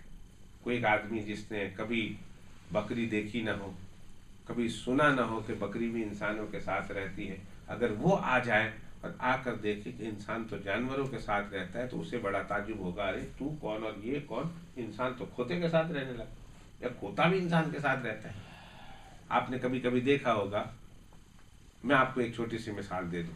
آپ نے یہ تو نہیں نہ سنا زیادہ کہ انسانوں کے ساتھ شیر ببر رہتے ہیں، لیکن کبھی کبھی آپ کو تعجب ہوتا ہے کہ کبھی آپ نے دیکھا کہ کسی گھر میں چلے جائیں وہاں شیر ہوتا ہے. پھر آپ کو تعجب ہوتا ہے اس منظر کو دیکھ کر کہ یار شیر اس کے ساتھ رہتا ہے. یہ ان یوزول سی چیز ہے. اور جہاں یہ چیز عام ہو جائے تو شیر بھی جانور ہے، بکری بھی جانور ہے، گائے بھی جانور ہے، اونٹ بھی جانور ہے. انسان رہتا ہے ان کے ساتھ، کبھی تعجب نہیں ہوتا. تو بہت عرصہ ہو گیا اب یہ بات ان یوزول سی ہو گئی. اس لیے جب ہم یہ سنتے ہیں کہ اس گھر میں جن ہے، اس کے ساتھ جن ہے، وہ جنات کو ملتا ہے، وہ جنات کو دیکھتا ہے، تو ہم کو تعجب ہوتا ہے. لیکن حضرت سلیمان علیہ نبینا علیہ الصلوۃ والسلام اور ان سے پہلے زمانے میں انسان اور جنات کا ایک ساتھ گزر بسر ہوتا تھا. وہ انسانوں کے سامنے آتے بھی تھے، انسانوں کے ساتھ رہتے بھی تھے، بلکہ وہ انسانوں کے ساتھ کام بھی کرتے تھے. حضرت سلیمان علیہ الصلوۃ والسلام نے جو بیت المقدس ختم کروایا، اور ان کے ابا نے شروع کروایا تھا حضرت داؤد علیہ السلام نے، اور حضرت سلیمان علیہ السلام نے جو ختم کروایا تھا، تو انسانوں کے ساتھ ساتھ اس بیت المقدس کی تعمیر میں جنات کی ایک بہت بڑی جماعت شامل تھی. آنا جانا لگا رہتا تھا، اور ان کا انسانوں کے ساتھ ملنا جلنا، اختلاط، میل جول، میل ملاپ ہوا کرتا تھا، اور یہ کوئی تعجب کی بات نہیں تھی. تو اس زمانے میں اگر کوئی جنیہ حضرت بلقیس کے والد پر، جو انسان تھے، اگر فریفتہ ہو گئی، اور ان کے درمیان میں اگر آپس میں کوئی شادی ہوئی بحث یا جس کے کہ وہ جو ہے وہ آ گئے، انسان کے فارم میں رہنے لگی، اور اللہ نے ان سے اولاد بھی دی ہے، تو اس کتاب میں لکھا ہوا ہے کہ تعجب کی بات نہیں. مجھے ایک حدیث دماغ میں گھوم رہی ہے. جب کوئی تعجب کی بات ہو نا، یا کوئی ان یوزول بات ہو جس کو ہماری عقل جلدی تسلیم نہ کرے، جب کوئی آدمی ایسا آدمی آ کر پیش کرے نا ہم کو، آج میں اس کی وجہ بتا دوں، آپ کو ایک نئی بات انشاءاللہ معلوم ہوگی کہ آ کر کوئی ایسی بات آ کر کہے جو ہمارا ذہن جلدی قبول نہیں کرتا، تو ہم کہتے ہیں یہ بکواس بن کر، سادے لفظوں میں، یہ بکواس بن کر یہ بکواس ہے. ہم ان پڑھ لوگ ایسے ہی کہہ دیں گے یہ بکواس ہے، لیکن ذرا پڑھے لکھے نا تو کہیں گے خرافات بن کر. علامہ اقبال نے کہا ہے نا کہ حقیقت روایات میں کھو گئی، حقیقت روایات میں کھو گئی، یہ امت خرافات میں کھو گئی. خرافات بکواس کی طرح، ہم لوگ انگلش میں کہتے ہیں this is nothing but B S. اب میں وہ لفظ نہیں بولتا بی ایس کا کیا معنی ہے. آپ فارم میں سے گزریں گے تو بہت کچھ دیکھیں گے، وہ ہم بول دیتے ہیں nothing but B S, keep your B S with you, بول دیتے ہیں. اردو میں خرافات کہتے ہیں. یہ خرافات اردو میں کہاں سے آئی؟ یہ سننے والی بات. آج بات نکلی تو یہ حدیث فوراً یاد آ گئی. خرافات خرافہ سے نکلا ہے، خرافہ سے. اور خرافہ کون تھا؟ ایک انسان تھا. خرافہ ایک شخص تھا، انسان، جس کو جنات اٹھا کر لے گئے تھے. ایک نوجوان بچہ تھا، اس نوجوان بچے کو خرافہ کو اٹھا کر لے گئے تھے جنات، اپنے یہاں رکھا. برسوں برس تک وہ خرافہ ان کے یہاں رہا. اس کے بعد قدرت اللہ کی شان، وہ وہاں سے بھاگ نکلنے میں کامیاب ہوا یا پھر جنات اس کو لا کر چھوڑ گئے.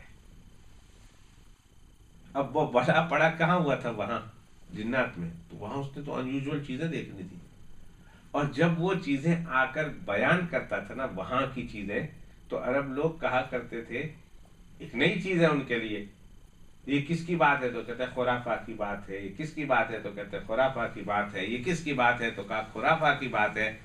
پھر وہ زمانہ گزرتا چلا گیا، پھر ہر انیوژول خبر آئے نا تو کہتے ہیں خرافات رہنے دو اپنے پاس، خرافہ رہنے دو اپنے پاس، خرافہ اپنے پاس رہنے دو.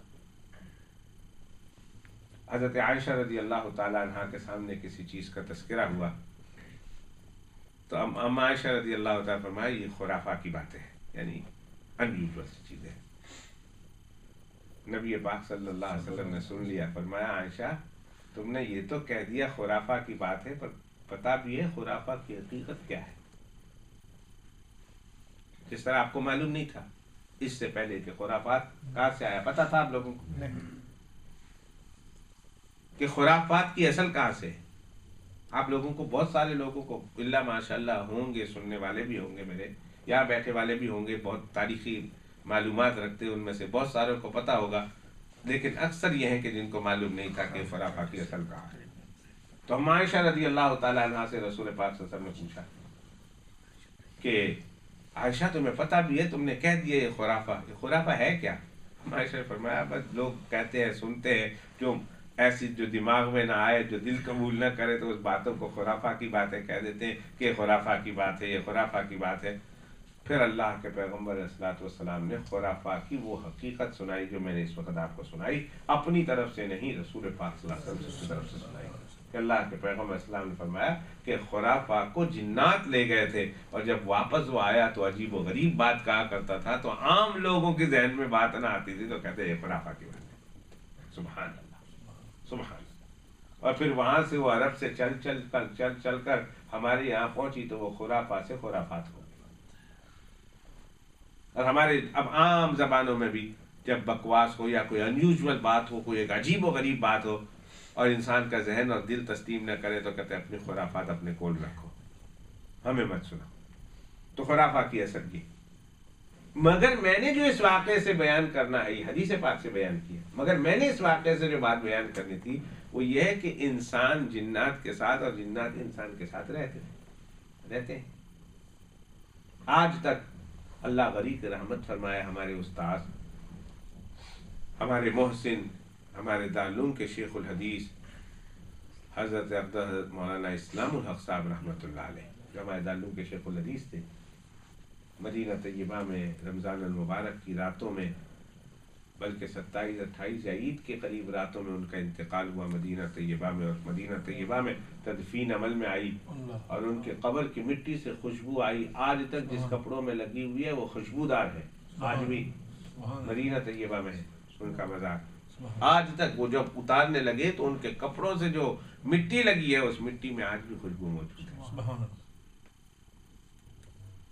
ان کا ایک بیٹا تھا، بہت زبردست قاری تھا، زبردست آواز دی تھی اللہ نے، بچپن میں ایک دن گھر کے راستے میں، مسجد کے راستے میں بچہ گم گیا، انسانی ساری تدبیریں اختیار کی لیکن بچہ نہ ملا، پھر عاملین کو بلایا اور پھر جنات کے ماہرین کو بلایا، چونکہ ان کی کچھ حرکتوں سے اندازہ ہوتا تھا کہ شاید اس طرف نہ چلا گیا ہو، تو پھر ایک بہت بڑے عامل نے یہ بتایا تھا کہ تمہارے بچے کو جنات لے گئے ہیں اور اتنی دور لے گئے ہیں کہ ان کی پہنچ سے تمہارے بچے کو لانا مشکل ہے، نہیں آ سکتا، ہم نہیں لا سکتے، ہماری پہنچ نہیں ہے اتنی دور تک، اتنی دور تمہارے بچے کو لے جایا گیا۔ حضرت آخری عمر تک اس بچے کا بڑا افسوس کرتے تھے، کہتے مر جاتا تو کم از کم لاش دیکھ لیتا، دفن کر لیتا تو دل کو تسلی ہو جاتی، اب پتہ نہیں وہ کس حال میں ہے، کہاں۔ یہ ہوتا ہے، چیزیں اٹھا کے لے جاتے ہیں، جانور اٹھا کے لے جاتے ہیں، انسان اٹھا کر لے گئے، یہ تو میں نے حدیث پاک کی تائید میں بات کری، اور میں نے بتایا کہ یہ انسانوں کے ساتھ ان کا میل ملاپ، اختلاط، میل جول ہوتا تھا، دوسرے بھی تھے، گھبراہٹ ختم ہو گئی تھی، روزمرہ کا ایک کام تھا، ایک نئی چیز ہوتی ہے جس کو دیکھ کر انسان گھبراتا ہے، اور جب یہ چیز نہ ہو، روزمرہ کے واقعات ہو جائیں تو پھر انسان اس کو دیکھ کر کبھی بھی گھبراتا نہیں ہے، کبھی خوف نہیں لاتا، کبھی ایک انیوزول چیز نہیں ہوتی۔ تو حضرت بلقیس جو حضرت سلیمان علیہ السلام کی زوجہ محترمہ بنی ہے، حضرت بلقیس سلام اللہ علیہا کے بارے میں آتا ہے کہ حضرت بلقیس مسلمان ہو گئی تھی بعد میں، اور خود انہوں نے کہا تھا قالت انی ظلمت نفسی واسلمت مع سلیمان للہ رب العالمین، یہ قرآن ہے کہ آج تک اے سلیمان آپ کے ساتھ نہ لنک ہوتا، نہ آپ کے ساتھ کوئی ملاپ ہوتا اور ٹکر ہوتی، تو پتہ نہیں میں تو مشرکانہ اور کافرانہ اور خدا کی نافرمانی والی زندگی گزار کر ختم ہو جاتی، تو آج تک میں نے اپنے آپ پر بڑا ظلم کیا ہے، ظلمت نفسی، قالت رب انی ظلمت نفسی، اے میرے رب میں نے اپنے نفس پر بہت زیادہ ظلم کیا، تو نے مجھے پیدا کیا اور میں تجھے بھلائی بیٹھی ہوئی تھی، پتہ ہی نہیں چلا کہ تو بھی کوئی ہے میرا پیدا کرنے والا، کیا ہے تیری حقیقت کا پتہ ہی نہیں، یہ تو سلیمان کی مہربانی ہے جس نے مجھے تیرا تعارف کرایا۔ تو فرمایا قالت رب انی ظلمت نفسی، اور آگے کہا واسلمت مع سلیمان للہ رب العالمین، میں اس رب پر ایمان لے آئی جو سلیمان علیہ السلام کا اور سارے جہاں کا رب ہے، میں اس پر ایمان لے آتا۔ بلقیس مسلمان ہو گئی تھی، لیکن ان کی والدہ کے بارے میں مشہور ہے کہ وہ چنیا تھی، اور ان کے والد بہرحال انسان تھے، اور نسب عموماً ہمارے یہاں باپ کی طرف سے چلتی ہے، آپ نے دیکھا کہ نسب کس کی طرف سے چلتا ہے؟ باپ کی طرف سے چلتا ہے، اسی لیے باپ کو فکر ہوتی ہے عموماً کہ میری نرینہ اولاد ہو تاکہ میری نسب چلے، لڑکی بھی ہو تو پھر فکر ہوتی ہے کہ میری نسب جو ہے وہ دب کر رہ جائے گی، لڑکا ہو تو نسب باپ کی طرف سے چلتا ہے، ہاں ایکسیپشن بھی ہے اس میں، اور جناب رسول اللہ صلی اللہ علیہ وسلم دیکھیں گے کہ آج اللہ کے پیغمبر علیہ الصلوۃ والسلام کی نسل پاک، اللہ کے پیغمبر صلی اللہ علیہ وسلم کی نسل پاک یعنی سیدہ سادات جو ہے یہ پوری دنیا میں حضرت فاطمہ الزہرا سیدۃ نساء اہل الجنہ، خاتون جنت کی سردار حضرت فاطمہ رضی اللہ تعالیٰ عنہ سے نبی پاک صلی اللہ علیہ وسلم کی نسل چلی ہے، خونی نسل، اور اللہ کے پیغمبر السلام کی پھر روحانی نسل تو دنیا میں اتنی چلی ہے کہ آج کے دور میں الحمدللہ 1.5 بلین سے زیادہ رسول اللہ صلی اللہ علیہ وسلم کی روحانی نسل موجود ہے، تو یہ ایکسیپشن بھی ہے۔ تو چونکہ نسب باپ سے چلا کرتی ہے اس لیے حضرت بلقیس علیہ السلام کو انسانوں میں شمار کیا گیا۔ جب میں نے یہ بات انہیں بتائی تو انہوں نے چلتے چلتے ایک جملہ کہا کہ کیا آج بھی ہم जिन्निया से शादी कर सकते हैं कि नहीं। मैंने कहा क्यों, तेरे से नहीं, तेरे से कोई बंदा करने से तैयार नहीं। इंसान कोई कबूल नहीं करता तो बस जिन्निया से कर लो। जब अल्लाह ने इंसान बनाया है तो शादी के लिए इंसान ही के रिश्ते को तलाश करना चाहिए। वो एक तारीख थी, कभी ऐसा भी होता है, अल्लाह ने अपने करिश्मा को और कुदरत को अल्लाह ने ये भी दिखाया, मगर इससे ये नहीं कि उन्होंने की है तो हम भी करते फिरे और हम भी छांटते फिरे। अल्लाह ने एक उसूल बनाया है कि इंसान इंसान से शादी करे, जिन्ना जिन्ना से शादी करे।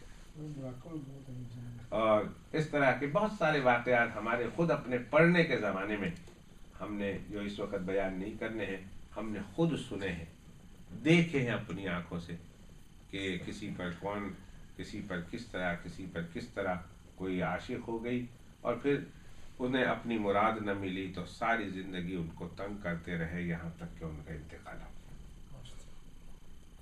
तो ये ना दोस्ती भी अच्छी नहीं तो दुश्मनी भी अच्छी नहीं। अल्लाह ने इंसान बनाया है, इंसानों को इंसानों के साथ ही मेल जोल कर रहने का हुक्म है। और इंसान अच्छा ही उस वक़्त लगता है जब वो अपने जैसे इंसानों के साथ खुश रहे और अपने जैसे इंसानों के दरमियान इंसानियत के साथ रहे। ये थे चंद मसले आज की मजलिस के हवाले से।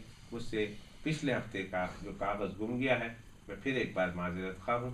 कुछ मसले पूछे गए थे, उसमें लिखा हुआ है, लेकिन वो मिलेंगे तो मैं इंशाअल्लाह बयान कर दूँगा, नहीं तो हमारे सुनने वालों ने और लिखने वालों ने जो लिखा है उनसे गुजारिश है कि वापस लिख दे। इंशाअल्लाह ताला पहली सूरत में उनके सवाल का जवाब दिया जाएगा। कल एक बार फिर ऐलान कि मुफक्किर इस्लाम अल्लामा खालिद महमूद साहब मुतज़िल्लुहु तशरीफ़ ला रहे हैं। बहुत इल्मी शख्सियत है, अल्लाह ने इल्म से बहुत ज़्यादा, इल्म लदुन्नी से उन्हें नवाजा है। तो उन्होंने हमारी दावत कबूल कर ली है, आना मुतवक्के है। मैंने उनसे कहा मैं ऐलान कर दूँ, इश्तिहार छाप दूँ।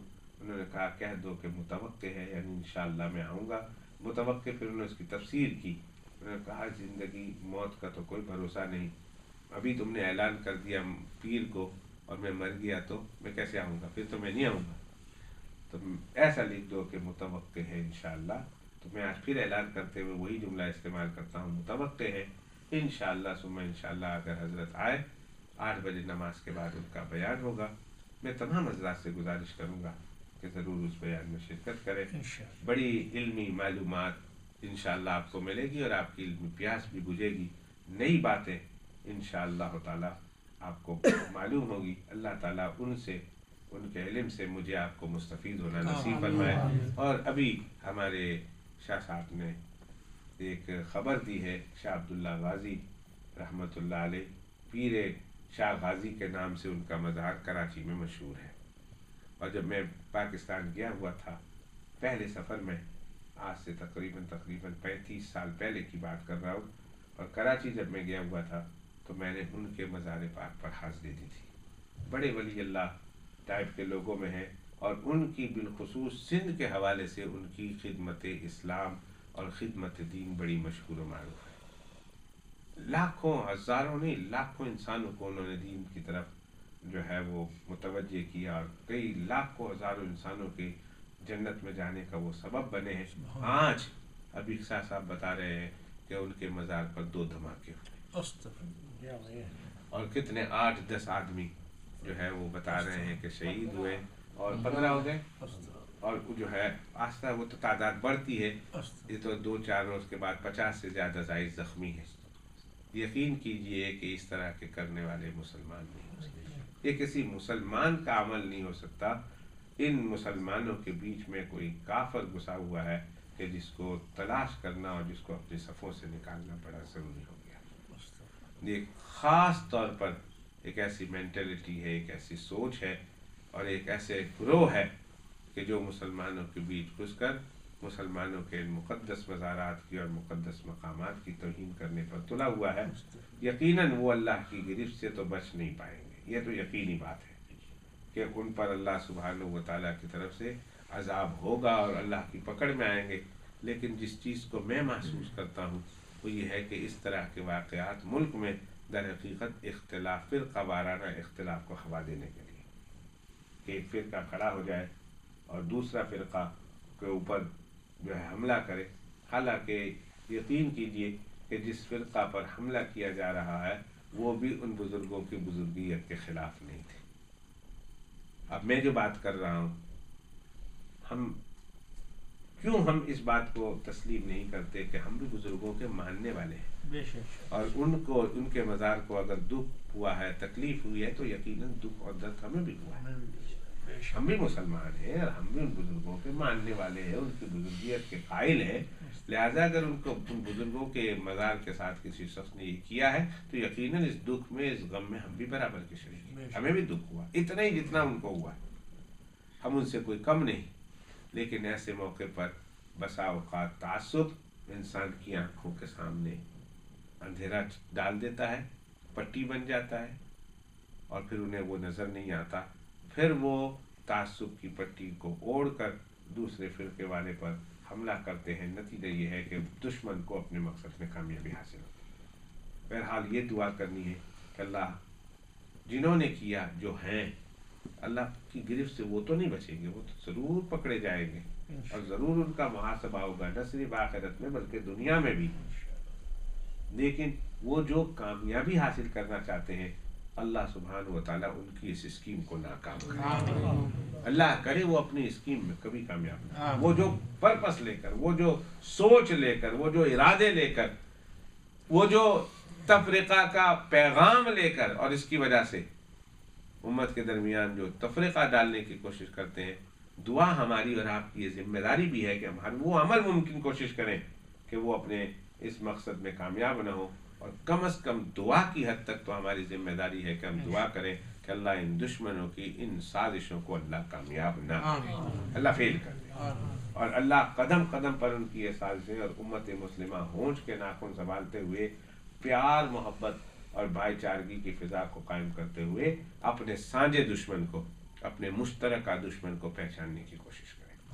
یہی آج کی مجلس میں کہہ سکتا ہوں کہ جو فوت ہو گئے، اللہ سبحانہ وتعالیٰ ان کے گناہ معاف فرمائے، ان کے درجات بلند فرمائے. اچانک ایک نیک تمنا لے کر وہاں پہنچے تھے، اور اچانک اس طرح ان کا خاندانوں سے بچھڑ جانا خاندانوں کے لیے بھی بڑے صدمے کی بات ہے. اللہ ان کے خاندان کو ایک صدمہ برداشت کرنے کی توفیق عطا فرمائے. ربنا تقبل منا انک انت السمیع العلیم وتب علینا انک انت التواب الرحیم واعف عنا واغفر لنا وارحمنا انت مولانا فانصرنا على القوم الكافرين. رب اجعلني مقيم الصلاة ومن ذريتي ربنا وتقبل دعاء. ربنا اغفر لي ولوالدي وللمؤمنين يوم يقوم الحساب. وصلى الله وسلم على نبينا وحبيبنا وشفينا ومولانا محمد وآله وصحبه أجمعين والحمد لله رب العالمين برحمتك يا الله.